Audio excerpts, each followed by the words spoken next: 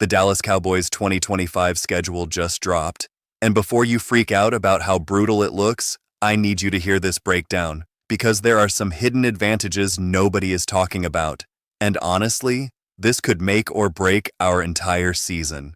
Real quick, if you haven't subscribed yet, do it right now, because we're covering every Cowboys update the second it happens. And I'm gonna be honest with you, we're getting crushed on subscriber count compared to other Cowboys channels. And I need your help to keep bringing you this content daily. So smash that subscribe button, and let's get into why this schedule might actually be a gift in disguise. When the league announced the games a few months back, we all knew who Dallas was playing, we knew the home and away splits, and we knew there was going to be that international trip to Brazil. But what we didn't know was the when and the how, and that's what changed everything when Thursday hit. The arrangement of these games, the timing, the spacing between our toughest opponents, it's honestly better than I could have hoped for given the hand we were dealt. And here's why that matters more than you think. Let me start with the biggest win on this entire schedule, and it's something that had me genuinely worried for weeks. Dallas plays the Ravens in Brazil during Week 3, and if you know anything about how the NFL operates, you know they love to screw teams over by giving them their bye week immediately after international games, which would have been Week 4 in this case. That would have been a disaster. Think about it for a second. If you're a legitimate playoff team with Super Bowl aspirations, which Dallas better be after all these moves, you cannot afford to burn your only break in Week 4. The season is a marathon, not a sprint. And when you factor in a potential playoff run where you're playing Wild Card Weekend, divisional round, conference championship, and hopefully the Super Bowl, that's an absolutely brutal stretch of football without rest if your bye comes too early. We're talking about 17 straight weeks of getting your body pounded if you start your bye in Week 4 and make it all the way, and that's just not realistic for keeping guys healthy. But here's the crazy part. The league actually did us a favor and scheduled our bye week for Week 14. Week 14. I genuinely cannot remember the last time Dallas had a bye that late in the season, and that is massive for this team.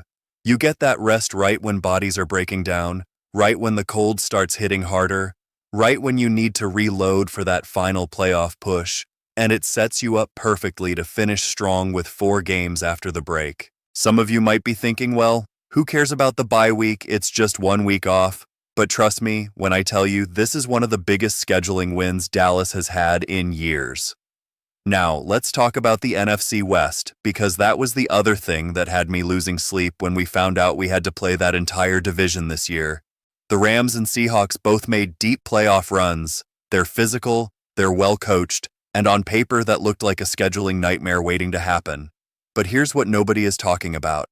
Dallas gets extended rest before playing both of those teams.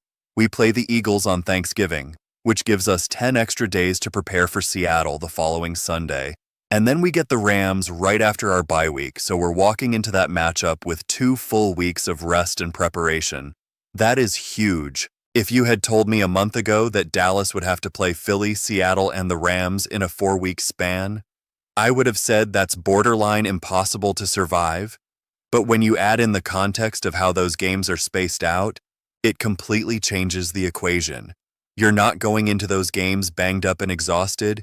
You're going in with every advantage you can get, and that's the difference between winning one of those 3 and winning 2, or maybe even all 3 if things break right.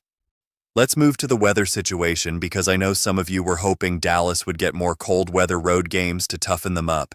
And honestly, I've gone back and forth on that myself. On one hand, yeah, I want this team to prove they can win in the snow and the rain and the freezing cold like a real championship contender.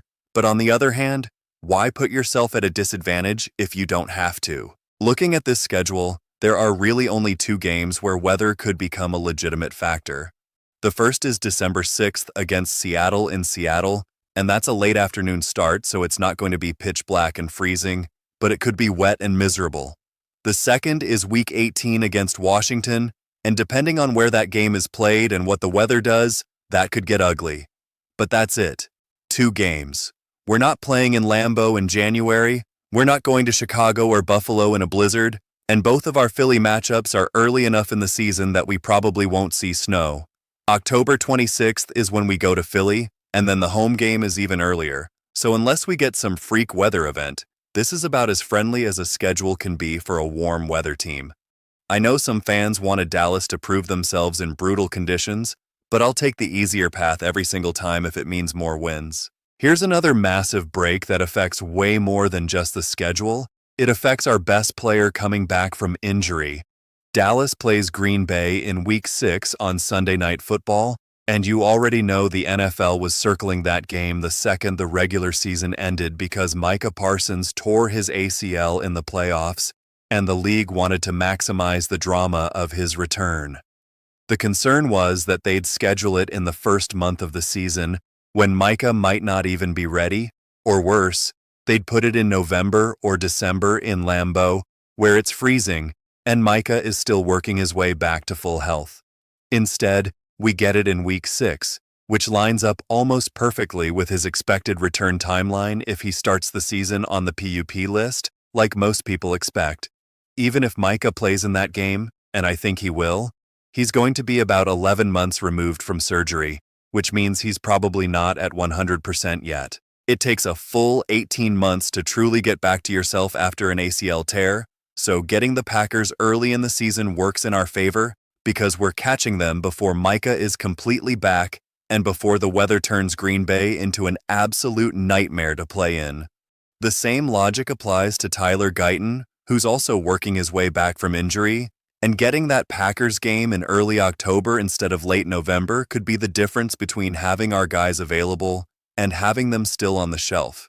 People are going to sleep on this, but the timing of that game is a gift. Let's talk about the start of the season, because this is where Dallas absolutely has to take advantage. Week 1, we're on the road against the Giants, and Week 2, we're home against the Commanders. These are the two weakest teams in the NFC East right now, and if Dallas can't start 2-0 against those opponents, we're in serious trouble before the schedule even gets hard. Right now, FanDuel has Dallas as a 2.5-point road favorite against New York in Week 1, and I would smash that line all day because the Giants are a complete mess.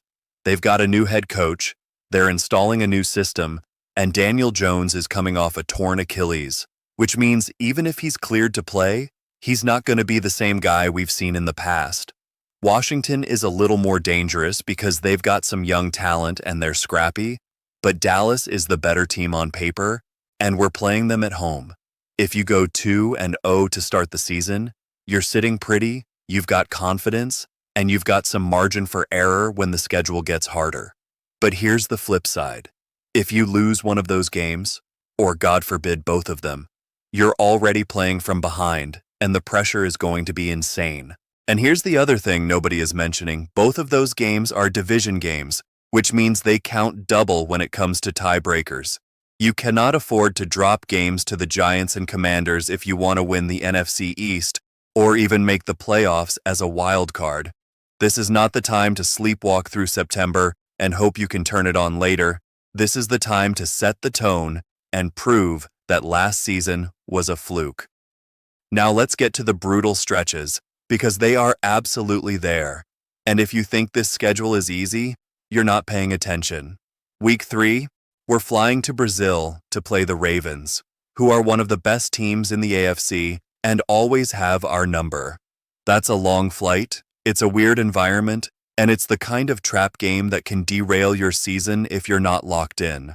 Then, Week 4, we're flying back and immediately playing the Texans in Houston, which is only like a 30-minute flight from Dallas, so the travel isn't terrible, but Houston is young, they're physical, and they're going to be fired up to beat a division rival. Then, and this is where it gets really tough, we have a short week to play Tampa Bay on Thursday Night Football in Week 5. So you're looking at Ravens, Texans, Bucks in a 3-week span with one of those games on a short week. And if you're not careful, you could easily go 1-2 or even 0-3 in that stretch. The saving grace is that after Tampa, we get 10 days to prepare for the Packers, so at least there's some breathing room, but that early stretch is going to test this team's depth and resilience in a major way. The other brutal stretch is that Thanksgiving to Week 15 gauntlet, and this is where the season could completely fall apart if Dallas isn't ready. We play Philly on Thanksgiving, then Seattle with extended rest, then we hit the bye week, then we come back and play the Rams. That's 3 of the 5 best teams in the NFC all in a row, and even with the rest advantages, that's a murderer's row of opponents. If you go 0-3 in that stretch, your season is probably over. If you go 1-2, you're on life support. If you can somehow go 2-1 or even 3, and you're a legitimate Super Bowl contender. That stretch is going to define everything, and the crazy part is that it's not even the only tough part of the schedule. You've also got that Week 8 through Week 11 run where you play the Cardinals, Colts, 49ers, and Titans, and while that sounds manageable on paper, the Niners game is a guaranteed loss unless Dallas shows up with their A game. The other 3 are winnable, and honestly, you need to go 3-1 in that stretch to set yourself up for success heading into Thanksgiving. If you can stack wins against Arizona, Indy, and Tennessee, and then steal one against San Francisco, you're going to be sitting at 8 or 9 wins going into that Philly game, and that's exactly where you want to be. Here's the thing about predicting wins and losses in May. It's almost pointless because we have no idea what these teams are actually going to look like when the season starts. Last year, everyone thought Carolina, Denver, and Arizona were going to be easy wins for Dallas, and we lost to all 3 of them. Then we looked at that Eagles, Chiefs, Lions stretch and thought we'd be lucky to win 1 game, and we went 2-1. Weird stuff happens every single season. Quarterbacks get hurt. Teams that looked great in the offseason fall apart, and teams that nobody believed in suddenly catch fire. So when I look at this schedule and try to project a record, I'm doing it with the understanding that half of this is going to be wrong. That said, FanDuel has the Cowboys win total set at 9.5. And here's what's interesting. Last week it was at 8.5. That means the schedule release actually moved the line by a full game, which tells you that Vegas thinks the way these games are arranged benefits Dallas. I tend to agree. If I'm being honest, I think this team wins around 10 games if everything breaks right, but I could also see them winning 7 or 8 if things go wrong early and the locker room checks out like they did last year. The floor and the ceiling are both really wide right now, but here's what gives me hope. This team has no incentive to tank. They don't own their first-round pick, so losing games to get a better draft slot doesn't help them at all. Brian Schottenheimer is going to coach every game like his job depends on it, because it does. And even if Dallas is out of the playoff race in December, I think they're going to fight to win those last 2 games against the Giants and Commanders just to prove a point. That's a huge difference from last year when it felt like the team quit after Thanksgiving. This year, the culture should be different, the energy should be different, and the urgency should be different because everyone knows this is a make-or-break season for the front office, the coaching staff, and half the roster. There's no more excuses, no more moral victories, and no more waiting for next year. This is the year, and the schedule is set up for them to succeed if they take care of business. One more thing I want to touch on before we wrap up, and that's the end of the season. Dallas finishes with the Jaguars, Giants, and Commanders, and all 3 of those games are winnable. If you're sitting at 8-7 going into that final stretch, you can realistically win out, get to 10-7, and sneak into the playoffs if the tiebreakers fall your way. That's huge. Compare that to last year, when the schedule was front-loaded with tough games and we were basically out of it by December. This year feels like we have a chance to build momentum and finish strong. The bye week in Week 14 is perfectly timed to get guys healthy for that final push. And if Dallas can just stay within striking distance through Thanksgiving, they're going to have a real shot at winning the division or grabbing a wild card spot. I know a lot of you are skeptical after how last season ended, and I don't blame you, but this schedule gives Dallas every opportunity to prove the doubters wrong. So here's my final take on this whole thing. The schedule is tough, but it's fair, and more importantly, it's set up in a way that gives Dallas every possible advantage when it comes to rest, timing, and matchups.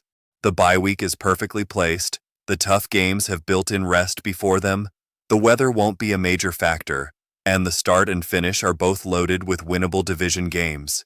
If this team can't get to 9 or 10 wins with this schedule, it's not because of bad luck or bad timing, it's because they're not good enough. Plain and simple. I think they are good enough. I think Brian Schottenheimer is going to have this offense humming, and I think the defense is going to be better than people expect, even with all the changes. But we'll